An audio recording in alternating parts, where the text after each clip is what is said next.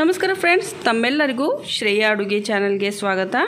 Friends, ಇವತ್ತಿನ ಈ ವಿಡಿಯೋದಲ್ಲಿ ನಾನು ನಿಮ್ಮ ಜೊತೆ ಶೇರ್ ಮಾಡ್ಕೋತಾ ಇದ್ದೀನಿ ರಸಗುಲ್ಲಾನ ಮನೆಯಲ್ಲೇ ಯಾವ ರೀತಿ ಮಾಡ್ಬೋದು ಅಂತ ಹೇಳಿ. ನೀವು ಸುಮಾರು ಥರ ರಸಗುಲ್ಲಾನ ಮಾಡಿರ್ಬೋದು. ಇವಾಗ ಈ ಒಂದು ನಾನು ಮಾಡಿ ತೋರಿಸಿರುವಂಥ ರೀತಿಯಲ್ಲಿ ನೀವು ಮಾಡಿ ನೋಡಿ, ಪರ್ಫೆಕ್ಟಾಗಿ ಬರುತ್ತೆ ರಸಗುಲ್ಲ. ಮತ್ತು ಅದರ ಶೇಪು ಕೂಡ ರೌಂಡಾಗಿ ಯಾವುದೇ ರೀತಿ ಚಪ್ಪಟೆ ಆಗದೇ ತುಂಬ ಕರೆಕ್ಟ್ ಒಂದು ಶೇಪಲ್ಲಿ ಬರುತ್ತೆ. ಫ್ರೆಂಡ್ಸ್, ನಾನಿಲ್ಲಿ 2 ಲೀಟರ್ ಹಾಲು ತೊಗೊಂಡಿನಿ. ಇದು ಎಮ್ಮೆ ಹಾಲು, ಸೊ ಗಟ್ಟಿ ಇರುತ್ತೆ ಅಂತ ಹೇಳಿ ಇದನ್ನೇ ತೊಗೊಂಡಿರೋದು. ನೀವು ಬೇಕು ಅಂದರೆ ಆಕಳ ಹಾಲು ಕೂಡ ಬಳಸ್ಬೋದು. ಅದು ಇಲ್ಲಪ್ಪ ಅಂತಂದರೆ ನಿಮಗೆ ಫುಲ್ ಕ್ರೀಮು ಹಾಲು ಸಿಗುತ್ತೆ ಮಾರ್ಕೆಟಲ್ಲಿ, ಸೊ ಅದನ್ನು ಕೂಡ ನೀವು ಇಲ್ಲಿ ಬಳಸ್ಬೋದು. ಅಂದರೆ ಹಾಲು ಗಟ್ಟಿಯಾಗಿರಬೇಕು. ಗಟ್ಟಿಯಾಗಿದ್ದರೆ ಮಾತ್ರ ಹಾಲು ಒಡೆದ್ಮೇಲೆ ತುಂಬ ಚೆನ್ನಾಗಿ ನಮಗೆ ಅದರಲ್ಲಿರುವಂಥ ಚೇನ ಸಿಗುತ್ತೆ. ಸೊ ಅದರಿಂದ ನಾವು ರಸಗುಲ್ಲಾನ ಮಾಡ್ಬೋದು. ಇಲ್ಲಿ ನಾನು 2 ಲೀಟರ್ ಹಾಲಿಗೆ ಸ್ವಲ್ಪ 2 ಚಮಚ ನಾನು ವಿನಿಗರ್ನ ಮಿಕ್ಸ್ ಮಾಡಿದೆ ಕಾಯುವಾಗ. ಸೊ ಹೀಗಾಗಿ ಅದು ಒಡೆದು ಹೋಗಿದೆ. ಇವಾಗ ನೋಡಿ, ಈ ರೀತಿ ಬರಬೇಕು. ಇಷ್ಟು ಗಟ್ಟಿಯಾಗಿ ಚೇನ ಇದ್ದರೆ ತುಂಬ ಚೆನ್ನಾಗಿ ನೀವು 2 kg ರಸಗುಲ್ಲಾನ ತಯಾರು ಮಾಡ್ಬೋದು. ಇಲ್ಲಿ ಒಂದು ಮಾತನ್ನು ನೆನಪಿಟ್ಕೋಬೇಕು, ಯಾವಾಗ ನೀವು ಹಾಲನ್ನು ಒಡೆದು ನೀವು ರಸಗುಲ್ಲ ಮಾಡೋಕ್ಕೆ ಸ್ಟಾರ್ಟ್ ಮಾಡ್ತೀರಿ, ತುರಂತಾಗಿ ನೀವೇನು ಮಾಡ್ತೀರಿ ಅದು ಸರಿಯಾಗಿರುತ್ತೆ. ಅಕಸ್ಮಾತ್ ನಿನ್ನೆ ಒಡೆದೋಗಿರುವಂಥ ಹಾಲಿನಿಂದ ನೀವು ಇವತ್ತು ರಸಗುಲ್ಲ ಮಾಡಬೇಕಂತ ಅಂದ್ಕೊಂಡಿದ್ರೆ, ಸೊ ನಾನಿಲ್ಲಿ ಕೆಲವೊಂದು ಟಿಪ್ಸ್ ಮತ್ತು ಟ್ರಿಕ್ಸ್ ಕೊಡೋದನ್ನು ಹೇಳ್ತೀನಿ. ಸೊ ಅದನ್ನು ಕೂಡ ನೀವು ಫಾಲೋ ಮಾಡಿದರೆ ತುಂಬ ಪರ್ಫೆಕ್ಟಾಗಿ ರಸಗುಲ್ಲ ಬರುತ್ತೆ. ಇಲ್ಲಿ ರಸಗುಲ್ಲ ಮಾಡೋದಕ್ಕೆ ನಾನಿಲ್ಲಿ ಸ್ವಲ್ಪ ಏನು ಹಿಟ್ ಸಾನ್ಸ್ ಮತ್ತು ಸಾಣಿಗೆ ತೊಗೊಂಡಿರೋದು, ಅದ್ರ ಜೊತೆಗೆ ಸ್ವಲ್ಪ ಕಾಟನ್ ಬಟ್ಟೆ ತೊಗೊಂಡಿದ್ದೀನಿ. ಕಾಟನ್ ಬಟ್ಟೆ ನಿಮ್ಮ ಮನೇಲಿ ಯಾವುದಿದ್ರು ತೊಗೊಳ್ಳಿ, ಬಟ್ ಸಿಲ್ಕ್ ಇರಬಾರ್ದು. ಅದಿಲ್ಲ ಅಂತಂದರೆ ಮಾರ್ಕೆಟಲ್ಲಿ ಒಂದು 30-40 ರೂಪಾಯಿಗೆ ಈಸಿಯಾಗಿ ಸಿಗುತ್ತೆ. ಹಾಲಿನ ಅಂಗಡಿಯವರೆಲ್ಲ ಇದನ್ನೇ ಬಳಸೋದು. ಸೊ ಇವಾಗ ಇದನ್ನು ತೊಗೊಂಡ್ಬಿಟ್ಟು ನೀವು ಏನು ಮಾಡಬೇಕಂದ್ರೆ, ಏನು ಒಡೆದಿರೋಂಥ ಹಾಲನ್ನು ಇದರಲ್ಲಿ ಹಾಕಿ ಈ ರೀತಿ ನಿಧಾನವಾಗಿ ಹಿಂಡ್ತಾ ಹೋಗಬೇಕು. ಇದರಲ್ಲಿ ಏನು ನಾವು ಎಷ್ಟು ಹಿಂಡಬೇಕು ಅಂತಂದರೆ, ಇದರಲ್ಲಿ ಸ್ವಲ್ಪ ಮಾಯ್ಶ್ಚರ್ ಇರಬೇಕು, ಅಂದರೆ ಸ್ವಲ್ಪ ನೀರಿನ ಅಂಶ ಇರಬೇಕು. ಆ ರೀತಿಯೇ ನಾವಿದನ್ನು ಹಿಂಡ್ಕೋಬೇಕಾಗುತ್ತೆ. ಅಕಸ್ಮಾತ್ ನಿನ್ನೆ ಹಾಲಿನಿಂದ ರಸಗುಲ್ಲ ಮಾಡ್ತಾಯಿದ್ರೆ ಅದನ್ನು ನೀವು ಸ್ವಲ್ಪ ನೀರಿನಿಂದ ತೊಳೆದು ಹಿಂಡ್ಕೊಂಡ್ರೆ ಆಯಿತು.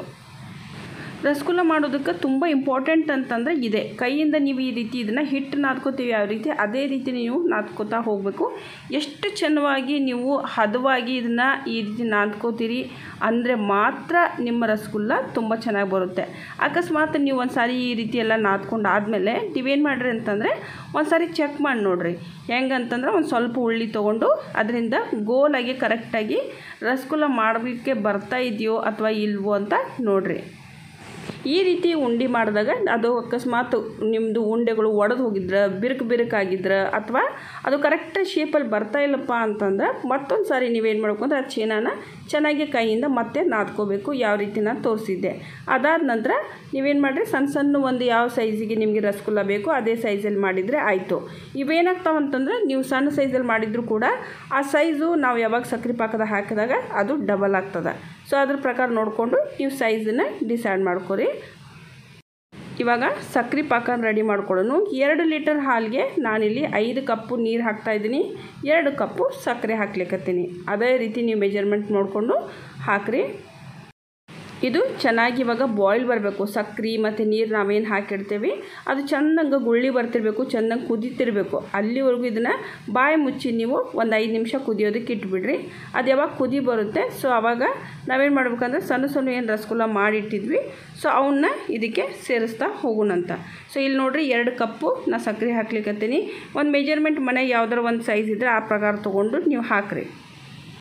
ತುಂಬ ಚಲೋ ಬರ್ತಾವೆ ರಸಗುಲ್ಲ, ಬಟ್ ಆದರೆ ಕರೆಕ್ಟಾಗಿ ಮೆಜರ್ಮೆಂಟ್ ತೊಗೊಂಡು ನೀವು ಮಾಡಾಕತ್ತೀರಂದ್ರೆ ತುಂಬ ತಾಳ್ಮೆಯಿಂದ ಮಾಡ್ಬೇಕು ಇದನ್ನು. ಯಾಕಂದರೆ ಅದನ್ನು ಏನು ನೀವು ಕೈಯಿಂದ ಏನು ಹಿಟ್ಟು ನಾದ್ಕೊಳ್ಳೋ ಥರ ಯಾವ ರೀತಿ ನೀವು ಅದನ್ನು ಮಸೀತೀರಿ ಅದು ಭಾಳ ಇಂಪಾರ್ಟೆಂಟು, ಅಂದರೆ ಮಾತ್ರ ಪರ್ಫೆಕ್ಟ್ ರಸಗುಲ್ಲ ಬರ್ತದೆ. ಇಲ್ಲಿ ನೋಡಿರಿ, ಚೆನ್ನಾಗಿ ಸಕ್ಕರೆ ಪಾಕ ಕುದ್ದು ಮೇಲ್ಗಡೆ ಗುಳ್ಳೆ ಬರ್ಲಿಕ್ಕತ್ತಾವು. ಸೊ ಇವಾಗ ನಾನು ಈ ಒಂದು ರಸಗುಲ್ಲ ಏನು ನಾವು ಗೋಲ ಮಾಡಿ ಇಟ್ಕೊಂಡಿದ್ವಿ ಅವನ್ನ ಇದಕ್ಕೆ ಹಾಕ್ಲಿಕ್ಕತ್ತೇನೆ. ಇಲ್ಲಿ ಸಾಮಾನ್ಯವಾಗಿ ಎಲ್ಲರೂ ಮಾಡುವಂಥ ಒಂದು ತಪ್ಪು ಅಂತಂದರೆ, ಇದು ಒಂದು 5 ನಿಮಿಷ ಕುದಿಸಿ ತೆಗೆದುಬಿಡ್ತಾರೆ. ಅದು ಕರೆಕ್ಟಾಗಿ ಕುದ್ದಿರೋದಿಲ್ಲ, ಚೆನ್ನಾಗಿ ಉಬ್ಬಿ ಕೂಡ ಬರೋದಿಲ್ಲ ರಸಗುಲ್ಲ. ಸೊ ಹೀಗಾಗಿ ಏನು ಮಾಡ್ಬೇಕಂದ್ರೆ, ಫಸ್ಟಿಗೆ ನೀವು 5 ನಿಮಿಷ ಇದನ್ನು ಎಲ್ಲ ಒಂದು ರಸಗುಲ್ಲ ಹಾಕಿ ಬಾಯಿ ಮುಚ್ಚಿ ನೀವು ಕುದಿಯೋದು ಬಿಡಬೇಕು. 5 ನಿಮಿಷ ಆದಮೇಲೆ ನೋಡಿರಿ ಅದ್ರ ಸೈಜು ಡಬಲ್ ಆಗ್ಯದ. ಸೊ ಇವಾಗ ನೀವು ಅದನ್ನು ಓಪನ್ ಆಗಿಟ್ಟು ಅಂದರೆ ಬಾಯಿ ಮುಚ್ಚದೇ ಒಂದು 3 ನಿಮಿಷ ಕುದಿಯೋದಕ್ಕೆ ಹಂಗೆ ಬಿಡಬೇಕು.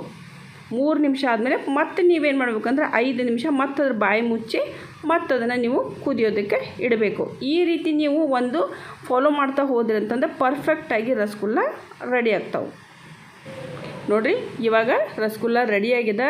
ಸಕ್ಕರೆ ಪಾಕ ಕೂಡ ಅರ್ಧ ಆಗಿದೆ. ನಾವೇನು ಇಟ್ಟಿದ್ವಿ ಮೆಜರ್ಮೆಂಟ್ ಪ್ರಕಾರ ಅರ್ಧ ಆಗಬೇಕು ಸಕ್ಕರೆ ಪಾಕ. ಸೊ ಆವಾಗ ಇದು ಕಂಪ್ಲೀಟಾಗಿ ಆಗಿದೆ ಅಂತ ಕೂಡ ನಾವು ಕನ್ಫರ್ಮ್ ಮಾಡ್ಕೋಬೋದು. ಇವಾಗ ನಾನು ಗ್ಯಾಸನ್ನು ಆಫ್ ಮಾಡ್ತೀನಿ. ಇದನ್ನು ತಣ್ಣಗಾಗೋದಕ್ಕೆ ಇಡ್ತೀನಿ ರೀ. ನೋಡಿರಿ ನಮ್ಮದು ರಸಗುಲ್ಲ ನಾನು ಮಟ್ಕಿ ಒಳಗೆ ಹಾಕಿಟ್ಟೇನಿ.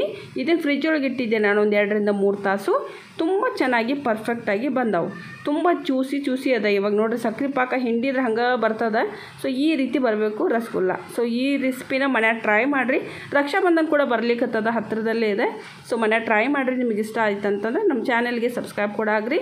ಇದೇ ರೀತಿ ಹೊಸ ವೀಡಿಯೋಸ್ಗಳಿಗಾಗಿ. ಮತ್ತು ಸ್ವಲ್ಪಾದ್ರೂ ವೀಡಿಯೋ ಇಷ್ಟ ಆಗಿದ್ದರೆ ಲೈಕ್ ಮಾಡೋದನ್ನು ಮರಿಬೇಡ್ರಿ ಮತ್ತು ಶೇರ್ ಕೂಡ ಮಾಡಿರಿ. ಓಕೆ, ಮುಂದಿನ ವೀಡಿಯೋದಾಗ ಮತ್ತೆ ಸಿಗೋಣಂತ. ಅಲ್ಲಿವರೆಗೂ ನಮಸ್ಕಾರ.